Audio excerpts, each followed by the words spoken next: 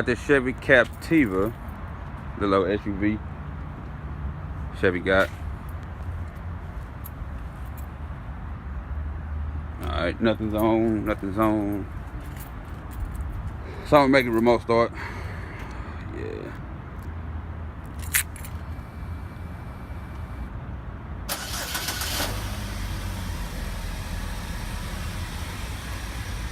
Doors unlocked. Doors unlocked. You heard the start, right?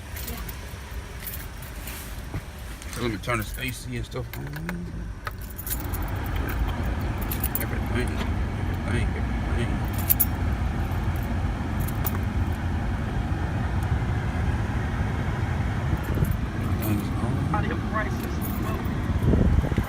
This ain't what I turn it on, turn it off. Everything is off. On the Chevy Captiva. This is not a sport, is it? No. Yes, it is. Is it? I think it is, yeah. Yeah. Captiva Sport. So if you got one of these, it can be done just like all the rest of the cars. Y'all see me in front of the camera soon. All the pressure in LTD. Out.